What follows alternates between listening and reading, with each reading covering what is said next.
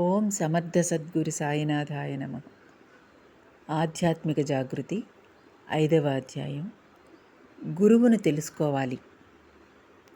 శ్రీ గురు పూర్ణిమ సందర్భంగా జూలై 2010 సాయిబాబా పత్రికలో పూజ్య గురుపత్ని శ్రీ అలివేలి మంగమ్మ తల్లిచే విరచితమైన వ్యాసం. గురువును తెలుసుకోవాలి. లేకపోతే ఎందుకు వచ్చినట్లు? పిడకలేరుకోవడానికా అని శ్రీ షిరిడి సాయిబాబా అన్నారు. అసలు గురువును తెలుసుకోవడం అంటే ఏంటి? గురువును దర్శించడమా? ఆయనకు సాష్టాంగ ప్రణామాలు చేసుకోవడమా? ఆయనను గూర్చిన లీలలను స్మరించుకోవడమా? ఆయనకు సేవ చేయడమా? ఆయనను గూర్చి ఉపన్యాసాలు ఇవ్వడమా? భజనలు చేయడమా? ఇవన్నీ దాదాపు అందరము చేస్తూనే ఉన్నాం. మరి అటువంటప్పుడు మనం గురువు గురించి తెలుసుకున్న వాళ్ళం అవుతున్నామా? ఇంకా ఏమైనా తెలుసుకోవలసి ఉందా? ఈ విషయంలో మాస్టర్ గారు చెప్పిన దానిని కొద్దిగా వివరించుకుందాం. అసలు తెలుసుకోవడం ఎన్నో రకాలు. ఆయనను చూసి ఆయన స్వరూపాన్ని తెలుసుకోవడం అంటే బాబా ఎలా ఉంటారోనని మాస్టర్ గారు తెలుసుకున్నట్లు. ఆయనను చూసిన వాళ్ళం ఆయన రూపం ఎలా ఉంటుందో ప్రత్యక్షంగా తెలుసుకుని ఉంటామని చెప్పుకోవచ్చు. చూడని వాళ్ళు చూసిన వాళ్ళు చెప్పిన దాన్ని బట్టి, చిత్రపటాలను బట్టి, వీడియోలను బట్టి తెలుసుకోవచ్చు. తర్వాత ఆయన కంఠస్వరం, మాట తీరు, మాట్లాడే విధానం మొదలగునవన్నీ కూడా కొంతవరకు మనం తెలుసుకోవడానికి అవకాశం ఉంది. ఇక ఆయన గుణగణాలు, స్వభావం, జీవిత విధానాలు కూడా కొంత పరిచయం ఉన్నవారు, కొంతకాలం ఆయనతో సన్నిహితంగా ఉన్నవారు వారి సంస్కారం, అవగాహన మేరకు తెలుసుకోవడానికి అవకాశం ఉంది. అయితే ఆయన జీవిత విధానాన్ని గురించి, ఆయన చెప్పే విషయాలను గురించి, ఆచరించే ధర్మ సూక్ష్మాల గురించి తెలుసుకోవడం కష్టమే. ఎందుకంటే ఆయన ఏ ఒక్కరికి అంతుబట్టరు. అందుకని ఆయనను పూర్తిగా తెలుసుకోవడం అసాధ్యమనే చెప్పాలి. అయితే మనకు తెలిసినంతవరకు చాలున్లే అని ఊరుకోవడమా, లేక ఇంకా ఆయన గురించి తెలుసుకోవడానికి ప్రయత్నించడమా? అదేనా గురువుని గురించి తెలుసుకోవడం అంటే? ఈ విషయంలో మన ప్రశ్నలన్నింటికీ సమాధానంగా పూజ్యశ్రీ మాస్టర్ గారు గురువుని గురించి ఎలా తెలుసుకోవాలో ప్రత్యక్షంగా ఆచరించి చూపారు. అదే మనం కూడా అనుసరించవలసింది. ఇక్కడ అనుసరించడం అంటే అనుకరించడం కాదని తెలుసుకోవాలి. అనుసరించడం అనుకొని మనం ఆయనను అనుకరించడానికి ప్రయత్నించే ప్రమాదం ఎప్పుడూ పొంచి ఉంటుంది. దానిని జాగ్రత్తగా గమనించుకుంటే గానీ తెలియదు. పూజ్యశ్రీ మాస్టర్ గారిలాగా లుంగీ బనీని ధరించి అర్ధపద్మాసనంలో కూర్చోవడం, ఆయనలాగా సిగరెట్లు కాల్చడం, కాఫీ ఎక్కువసార్లు తాగడం కూడా అనుసరించడం అనే తలచవచ్చు. మామూలుగా మనకు అలాంటి అలవాట్లు అంతకు ముందు నుంచే ఉంటే పర్వాలేదు, కానీ ఆయనను అనుసరిస్తున్నామని అలా చేయడం మటుకు సరికాదు. ఈ విషయం పూజ్యశ్రీ మాస్టర్ గారే ఇలా చెప్పారు. బాబాను అనుసరించడం అంటే బాబాలాగా తలగుడ్డ, కఫ్ని ధరించి చిలుంత్రాగడం కాదు. ఆయనలాగా ఉండవలసిన అవసరం ఏమాత్రం లేదు. కారణం ఆయన తమ గురువులాగా ఉన్నారా? రామకృష్ణ పరమహంసలాగా వివేకానందుడున్నాడా? రమణ మహర్షిలాగా మరొకరెవరైనా ఉన్నారా? అందుకని బాబాను అనుసరించడానికి అలా ఉండాల్సిన అవసరం లేదు. పైగా ఆయన వేషధారణ మనం వేసుకుంటే ఆయనంతటి వారం మనం అనే అహంకారం రావడానికి అవకాశం ఉంది. ఆయనలాగా అన్నీ చేయలేని వాళ్ళం ఆయన వేషధారణ చేయడంలో అంతరార్థం ఏమిటో ఆలోచిస్తే తెలుస్తుంది. అదీగాక మనం ఆయన పాదాల చెంత ఉండవలసిన వాళ్ళం. అప్పుడు వాళ్ళ వేషధారణ మనం అనుసరిస్తే అది గురువు వద్ద ఉండవలసిన వినమ్రత లేని వాళ్ళం అవుతాం. నిజమైన వినమ్రత ఉంటే అలాంటి పనులు చేయలేం కూడా. కనుక ఆయన చెప్పిన వాటిని ఆచరించడమే ఆయనను అనుసరించడం. అందుకని పూజ్యశ్రీ మాస్టర్ గారు ఆచరించి చూపినట్లు మనం కూడా మన గురుదేవులైన పూజ్యశ్రీ మాస్టర్ గారిని గురించి ఇంకా తెలుసుకోవడానికి, ఆయన చెప్పిన వాటిని ఆచరించడానికి ప్రయత్నించాలి. సామాన్యంగా మనం పూజ్యశ్రీ మాస్టర్ గారి గురించి ఎంతో తెలుసుకుంటాం, కానీ ఆలోచించిన కొద్దీ ఆయన గురించి ఎంతో తెలియదని తెలుస్తుంది. ఆయన కరుణామయులని, అందరికీ ఎన్నో విధాలుగా సహాయం చేసేవారని, అందరినీ ఎంతో ప్రేమగా చూసేవారని, ఎంతో క్షమాగుణం కలవారని, శాంతస్వరూపులని, ఇలా ఎన్నో విషయాలు మనకు తెలుసు. కానీ ఆయనలో మనకు తెలియని, తెలుసుకోవడం కష్టమైన, ఆయన ఆచరించిన ధర్మ సూక్ష్మాలు చాలా ఉన్నాయి. అవి మనం తప్పకుండా తెలుసుకొని తీరాలి, ఆచరించాలి. అవే ఆయన చెప్పక చెప్పిన సత్యాలు. ఉదాహరణకు ఆయన అందరి పట్ల ఎంతో శ్రద్ధ వహించేవారు. ఈ సంగతి మనందరికీ తెలిసిన విషయమే కదా అని మనకు అనిపించవచ్చు. కానీ ఎంతటి శ్రద్ధ వహించేవారో కొద్దిగా వివరించుకుందాం. శ్రద్ధ అనే పదానికి అర్థం మమకారంతో కూడిన లేక ప్రేమతో కూడిన జాగ్రత్త లేక ఆసక్తి అని చెప్పుకోవచ్చు. ఈ శ్రద్ధ అనేది మనిషికి చాలా అవసరం. అటు ఆధ్యాత్మికోన్నతికి కానీ, ఇటు ఐహిక శ్రేయస్సుకు కానీ శ్రద్ధ లేనిదే ప్రయోజనం ఉండదు. అందుకే పెద్దలు శ్రద్ధావాన్ లభతే జ్ఞానం అన్నారు. ఇక్కడ జ్ఞానం అన్న పదానికి ఆధ్యాత్మిక జ్ఞానం అని మాత్రమే కాదు, శ్రద్ధ గలవాడు దేనినైనా సాధించగలడు అని అర్థం. మనం కొన్ని విషయాలలో జాగ్రత్త తీసుకుంటాం, కొన్ని విషయాలలో జాగ్రత్త తీసుకోం, కొన్ని విషయాలలో అతి జాగ్రత్త తీసుకుంటాం. అతి జాగ్రత్త కొన్ని సందర్భాలలో అవసరమే అయినప్పటికీ అతి సర్వత్రా వర్జయేత్ అన్నట్టు అన్ని విషయాల్లోనూ మంచిది కాదు. సామాన్యంగా చాలామంది తమ పట్ల శ్రద్ధ వహిస్తారు. దానిలో కూడా కొందరికి శరీరం పట్ల ఎక్కువ శ్రద్ధ ఉంటుంది, కొందరికి ఆరోగ్యం పట్ల, కొందరికి సౌందర్యం పట్ల, కొందరికి దుస్తులు, ఆభరణాలు, ఇలా ఒక్కొక్కరికి ఒక్కొక్క విధంగా ఉండవచ్చు. మరికొందరు ఈ విషయాలన్నింటి పట్ల కూడా శ్రద్ధ వహించవచ్చు. అయితే కొందరు ఒక విషయంలో శ్రద్ధ వహించి మిగతా వాటిని అశ్రద్ధ చేస్తారు. అలాగే కొందరికి భర్త పట్ల లేక భార్య పట్ల, పిల్లల పట్ల, తల్లిదండ్రులు, స్నేహితులు, బంధువులు, ఇంకా ఇతరులు, అలాగే చదువు, ఉద్యోగం, వ్యాపారం, ఇలా అనేక విషయాల్లో అనేక రకాలుగా వారి వారి సంస్కారాన్ని బట్టి శ్రద్ధ ఉంటూ ఉంటుంది. అయితే ఈ శ్రద్ధ అనేది మానవునికి ఎలా ఉండాలి, ఎంతవరకు ఉండాలి అన్నది ముఖ్యంగా తెలుసుకోవలసిన విషయమే. అది తెలుసుకోవాలంటే పూజ్యశ్రీ మాస్టర్ గారి జీవిత విధానాన్ని గురించి తెలుసుకొని తీరాలి. పూజ్యశ్రీ మాస్టర్ గారు కేవలం ఒక్క విషయంలోనే కాదు, అన్ని విషయాలలోనూ అందరి పట్ల శ్రద్ధ వహించి ఉండేవారు. ఒక విధంగా చెప్పాలంటే సకల జీవుల పట్ల సర్వకాల సర్వావస్థల్లోనూ శ్రద్ధ వహించే ఉండేవారని చెప్పాలి. ఎందుకంటే సకల జీవరాశుల్లోనూ ఉన్న విశ్వ చైతన్యంతో ఆయన తాదాత్మ్యం చెంది ఉంటారు గనక.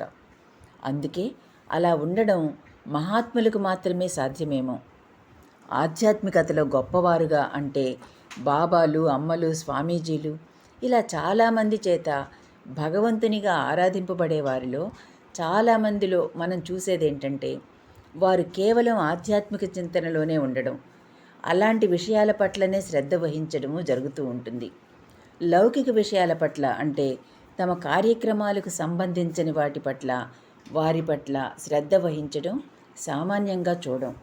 అందుకే ఆధ్యాత్మిక చింతన కలవారంటే లౌకికమైన విషయాలను పట్టించుకోరు అనే అభిప్రాయం ప్రజలకు ఏర్పడింది. అందుకని పూజ్యశ్రీ మాస్టర్ గారి గురించి కూడా కొంతమంది అలా అనుకోవడానికి అవకాశం ఉంది. ఆయన కేవలం ఆధ్యాత్మిక ప్రపంచంలోనే జీవిస్తుంటారని, సాయిబాబా తప్ప ఆయనకు మరొక ధ్యాసే ఉండదని కొందరు అనుకుంటారు. కారణం ఆయన నిరంతరం సాయిబాబా గురించి చెప్పడం, పుస్తకాలు వ్రాయడం చేస్తుంటారు గనక. కానీ ఆయన అది మాత్రమే గాక ప్రతి వారి గురించి, ప్రతి చిన్న విషయం దగ్గర నుంచి ఎంతో శ్రద్ధగా పట్టించుకుంటారన్నది చాలామందికి తెలియదు. ఆయన తమ చదువు పట్ల ఎంతో శ్రద్ధ వహించారు. ఆర్థిక పరిస్థితి సరిగా లేనందువలన పుస్తకాలు, వస్త్రాలు, ఇంకా ఇతర పరిస్థితులు అనుకూలంగా లేనప్పటికీ ఎంతో శ్రద్ధ వహించి అనుకున్న చదువు పూర్తి చేశారు. అలాగే సృష్టి తత్వం గురించి, జనన మరణాల గురించి తీవ్రంగా అన్వేషించారు. శ్రద్ధగా గమనించి వాటి మూలాన్ని తెలుసుకున్నారు. శరీర తత్వాన్ని గురించి, మానసిక తత్వాన్ని గురించి శ్రద్ధగా గమనించి క్షుణ్ణంగా తెలుసుకున్నారు. అలాగే ఇటు ఆధ్యాత్మిక రంగంలోనూ వైజ్ఞానిక రంగాలకు చెందిన అనేక రకాలైన పుస్తకాలను, లౌకిక, సామాజిక రంగాలకు, ఇలా ఎన్నో రంగాలకు చెందిన పుస్తకాలనెన్నింటినో శ్రద్ధగా చదివి వాటిని అవగాహన చేసుకున్నారు. శ్రీ సాయిబాబా అనుగ్రహం చవిచూశాక శ్రీ సాయిబాబా గురించి ఎంతో శ్రద్ధగా తెలుసుకున్నారు. అంతేగాక బాబా గురించి లోకానికి తెలియపరిచేందుకు ఆయన ఎంతో శ్రద్ధ వహించారు. ఎన్నో సంవత్సరాల పాటు బాబా గురించి తెలుసుకొని ఆయన తత్వాన్ని పూర్తిగా అవగాహన చేసుకున్న తర్వాత కూడా ఇంకా ఆయన లీలల గురించి ఎప్పటికప్పుడు తెలుసుకుంటూనే ఉండేవారు. ఆయన లీలల విశ్లేషణ జరుపుతూనే ఉండేవారు. అందుకే ఆయన రచించిన శ్రీ సాయి లీలామృతం ప్రతి ముద్రణలోనూ మార్పులు చేర్పులు చేస్తూనే ఉండేవారు. ప్రతిసారి అలా మార్చడం వల్ల తమ పుస్తకాలను భక్తులందరూ మళ్ళీ కొనవలసి వస్తుంది గనుక డబ్బులు సంపాదించుకోవడానికి ఆయన ఈ మార్గాన్ని ఎంచుకున్నారని కొందరు విమర్శించారు. అందుకు పూజ్యశ్రీ మాస్టర్ గారిచ్చిన సమాధానం మనకెంతో అవసరం. ఎందుకంటే అది ఆయనకు బాబా పట్ల ఉన్న శ్రద్ధను తెలియజేస్తుంది. ఆయన ఇలా అన్నారు, నేను డబ్బు సంపాదించాలనుకుంటే నాకు ఎన్నో మార్గాలు తెలుసు. నేను వేరే ఎలాంటి పుస్తకాలనైనా రాయగలను. వాటి వల్ల నాకు కుప్పలు తెప్పలుగా డబ్బులు వస్తాయి. అయినా డబ్బులు సంపాదించడానికి పుస్తకాలు వ్రాయవలసిన అవసరం కూడా లేదు. ఎన్నో మార్గాలున్నాయి. కానీ ఇక్కడ నా లక్ష్యం ఒక్కటే, శ్రీ సాయినాథుని గూర్చి ప్రపంచానికి ఎంత బాగా తెలియజేయగలనా అని. అందుకే ఈ నా ఆరాటం. ఆయన ఇంకా ఇలా అన్నారు, మనం బయటకు వెళ్ళేటప్పుడు మన శరీరాన్ని సోపులతో కడిగి వివిధ రకాలైన పౌడర్లు క్రీములు రాసుకొని ఏది ఉపయోగిస్తే ఇంకా మన ముఖం అందంగా కనిపిస్తుందోనన్న ఆరాటంతో రకరకాల సౌందర్య సాధనాలను ఉపయోగిస్తుంటాం. ఎన్నో రకాల దుస్తులను మార్చుకుంటూ ఉంటాం. ఎందుకు పనికిరాని మన ముఖాలకే అందంగా మెరుగులు దిద్దుకొని బయటకు వెళ్తామే. అలాంటప్పుడు విశ్వమంతటికీ శ్రేయస్సును చేకూర్చే సాయినాథుని గురించి ప్రపంచానికి తెలియజేసే ప్రయత్నంలో ఆయనను ఎంత అందంగా ప్రజల ముందుకు పంపించాలి. మన శరీరాన్ని అందంగా చూపించుకోవడం వల్ల మనం అందంగా ఉన్నామని మనలను అనుకుంటే అనుకోవచ్చు. లేక ఆ సౌందర్యం పట్ల కొందరికి వ్యామోహం కలిగే అనర్థం కూడా దాగి ఉన్నది. కానీ సాయినాథుని అందంగా తీర్చిదిద్దడంలో ప్రపంచ శ్రేయస్సు ఇమిడి ఉన్నది సుమా. అందుకని ఎవరు అనినా అనుకున్నా నేను నా ప్రయత్నాన్ని మాత్రం చేస్తూనే ఉంటాను. ఆయన బాబాకు తమ జీవితాన్ని అంకితం చేశారు గనక ఆయనకు అంత శ్రద్ధ ఉండడం సహజమే.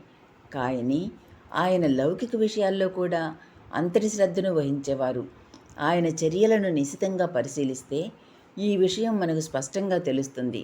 నిరంతరం ఎంతోమంది ఆయన వద్దకు వస్తున్నా, ఎన్నో పనులలో వ్యవహారాలలో ఆయన ఉంటున్నప్పటికీ భార్యాబిడ్డల పట్ల ఆయన వహించే శ్రద్ధ ఆయనను సన్నిహితంగా చూసిన అందరికీ విదితమే. పిల్లలు ఆహారం సరిగ్గా తీసుకున్నారా లేదా, మందులు సకాలంలో వారికి వేస్తున్నారా లేదా, చదువులు ఎలా చదువుతున్నారు మొదలైన విషయాల దగ్గర నుంచి వారి ప్రవర్తన ఎలా ఉందో కూడా ఆయన గమనిస్తూనే ఉండేవారు. అంతేకాక ఇంట్లో ఉన్న వాళ్ళందరికీ ఎప్పుడేం అవసరమో తెలుసుకుంటుండేవారు. వాళ్ళ అనారోగ్యాలకు హోమియో మందులు చెబుతుండేవారు. వారి లౌకిక పరిస్థితులకు తగిన సలహాలను ఇస్తుండేవారు. మానసిక ఆందోళనలు, చికాకులు మొదలైన వాటిని సరిదిద్దుతుండేవారు. విద్యార్థుల యొక్క చదువు పట్ల, ఉద్యోగాల పట్ల ఎంతో శ్రద్ధ వహించేవారు. వారికి సరిపడిన ఉద్యోగావకాశాలను పత్రికలలో చదివి వారికి ఆ ఉద్యోగ ప్రయత్నం చేసి చూడమని జాబులు రాసేవారు.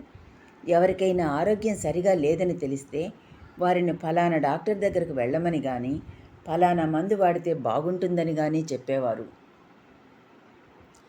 ఇంటికి వచ్చిన వారి భోజనం గురించి, వారికి పడుకోవడానికి వసతి దగ్గర నుంచి ఆయన జాగ్రత్త తీసుకునేవారు. వాకిట్లో తిరిగే కుక్కల పట్ల, పిల్లుల పట్ల కూడా ఆయన ఎంతో శ్రద్ధ వహించేవారు. సకలము తానైన శ్రీ సాయి స్వరూపులైన ఆయనకు అందరూ ఆయన వారే. అందుకే ఆయనకంత ప్రేమ, అంతటి శ్రద్ధ. మనం విపరీతంగా ప్రేమించే దేని పట్లనైనా మనకెంత శ్రద్ధ ఉంటుందో గమనించుకుంటే మనకే ఈ విషయం తెలుస్తుంది. కేవలం ముక్కు మూసుకొని కూర్చోవడం మాత్రమే ఆధ్యాత్మికత కాదు. లౌకిక జీవితంలో ఉంటూ వైరాగ్యం కలిగి ఉండి ధర్మ ప్రవర్తన, అందరి పట్ల నిస్వార్థ ప్రేమ లేనిదే ఆధ్యాత్మికత లేదు. సరి అయిన లౌకిక జీవిత విధానం లేకుండా ఆధ్యాత్మిక చింతనలోనే గడుపుదామనుకోవడం ఒక కాలు కుంటి లాంటిది. అది సరి అయిన నడక కాదు. నిజమైన వైరాగ్యం కలిగి ఈ ప్రపంచంతో ఎట్టి సంబంధము లేక అన్నీ విడిచి వెళ్ళిన వారికి మాత్రమే అది సరిపోతుంది అనేవారు పూజ్యశ్రీ మాస్టర్ గారు. శ్రద్ధ, మానసిక శ్రద్ధ, శారీరక శ్రద్ధ అని రెండు రకాలు. కొందరు కొన్ని విషయాలలో మానసిక శ్రద్ధ వహిస్తారు, శారీరక శ్రద్ధ వహించరు. ఉదాహరణకు కొన్ని పనులు యాంత్రికంగానో లేక కర్తవ్యంగానో చేస్తారు కానీ ఇష్టంతో అంటే మనస్ఫూర్తిగా చెయ్యరు. మరికొన్ని పనులు చేయడం చాలా ఇష్టంగా ఉంటుంది, కానీ శారీరక యత్నం చేయడానికి బద్ధకం అడ్డు వస్తుంది, అందుకని చెయ్యబుద్ధి కాదు. అలాగాక ప్రతి పని మానసిక శారీరక శ్రద్ధతో చేయడమే సరియైన శ్రద్ధ అని పూజ్యశ్రీ మాస్టర్ గారు చెబుతుండేవారు. అసలు మరీ అంత శ్రద్ధగా ఉండడం అవసరమా? ఉండకపోతే ఏమైపోతుంది అని ఎవరైనా అనుకోవచ్చు. మనకు అన్నీ బాగున్నంత వరకు అంతా బాగానే ఉంటుంది. మన అవయవాలలో ఏ ఒక్కటి పని చేయకపోయినా మనం అశ్రద్ధ చేస్తే ఎలా ఉంటుందో తెలుస్తుంది. అలాగే మనం ఎవ్వరినీ పట్టించుకోకపోతే అవతలి వాళ్ళ పరిస్థితి మనకు అర్థం కాకపోవచ్చు, కానీ మనకేదైనా ఎటువంటి అవసరమైనా వస్తే అవతలి వాళ్ళు మనలను పట్టించుకోకపోయినా, ఒకవేళ పట్టించుకున్నప్పటికీ సరి అయిన శ్రద్ధ వహించకపోయినా అప్పుడు మన మనసు ఎంత బాధపడుతుందో అనుభవిస్తే కానీ తెలియదేమో. అలాగే ఆధ్యాత్మిక విషయానికొస్తే శ్రద్ధ అనేది అత్యంత ప్రధానమైనది. భక్తి లేకుండా చేసే ఆరాధన వ్యర్థమని పెద్దలు చెబుతారు. నిజమైన భక్తి కలగాలంటే శ్రద్ధ అవసరం. శ్రద్ధ లేకపోతే సరి అయిన భక్తి సాధ్యం కాదు. ఆయనను గురువుగా ఆరాధించే మనం ఆయన మన పట్ల చూపించిన శ్రద్ధలో 100వ వంతైనా ఇతరుల పట్ల చూపించగలిగితే ఆయన చెప్పిన మార్గంలో పయనించే వాళ్ళం అవుతాం. లేకపోతే ఆయన ఒక ఉపన్యాసంలో చెప్పినట్లు ఆయన చెప్పిందంతా వ్యర్థమే అవుతుంది, బూడిదలో పోసిన పన్నీరే అవుతుంది. తమకు తెలిసిన వారి పట్లనే గాక తెలియని వారి పట్ల, సకల జీవుల పట్ల, రాబోయే తరాల పట్ల పూజ్యశ్రీ మాస్టర్ గారు చూపించిన శ్రద్ధ ఒకటున్నది. అదే ఆధ్యాత్మికత. అసలైన ఆధ్యాత్మికత గురించి, మహాత్ముల గురించి, వారిని సేవించడం వల్ల వచ్చే ఫలితాల గురించి, ధర్మ ప్రవర్తన గురించి ఆయన చెప్పిన ఉపన్యాసాలు, వ్రాసిన రచనలు వీటిని అశ్రద్ధ చేయక శ్రద్ధగా చదివి సరి అయిన శ్రద్ధను అలవరుచుకుందాం. ఈ రోజున మాస్టర్ గారితో పరిచయం ఉన్న వారంతా ఆయన గురించి చెప్పుకునేటప్పుడు ఆయన నా పట్ల ఎంత శ్రద్ధ వహించేవారో అని చెప్పుకుంటున్నామంటే అది ఆయనకు మనపై ఉండే ప్రేమ వల్లనే. అంటే ఎక్కడ ఎక్కువ ప్రేమ లేక మానవ సహజమైన మమకారము ఉంటాయో అక్కడ శ్రద్ధ తప్పనిసరిగా ఉంటుందని స్పష్టమవుతుంది. ఇది పూజ్యశ్రీ మాస్టర్ గారి గురించి మనం తెలుసుకోవలసిన ఒక చిన్న విషయం మాత్రమే. ఆయన జీవన విధానం చూస్తే ఇలాంటివి తెలుసుకోవలసిన విషయాలు ఎన్నో ఉన్నాయి. మనకు తెలియని విషయాలు ఇంకెన్నో. అయినా పూజ్యశ్రీ మాస్టర్ గారు బాబా గురించి ఇంకా ఇంకా తెలుసుకోవాలని ఎలా ఎంతగా ప్రయత్నించేవారో అలాగే మనం కూడా ఆయన గూర్చి ఇంకా ఇంకా తెలుసుకోవడానికి ప్రయత్నం చేద్దాం. అదే గురువును తెలుసుకోవడంలోని రహస్యమేమో. అలా గురువు గురించి తెలుసుకోవడానికి తాపత్రయపడడం, ప్రయత్నించడమే పిడకలేరుకునే సమయాన్ని సద్వినియోగపరుచుకోవడమేమో. ఆలోచించండి. అనుగ్రహ స్వరూపులైన పూజ్యశ్రీ మాస్టర్ గారిని అలాంటి తపనను, శ్రద్ధను మనకు అనుగ్రహించమని మనసారా ప్రార్థిస్తున్నాను. 5వ అధ్యాయం సమాప్తం. ఓం సాయిరామ్.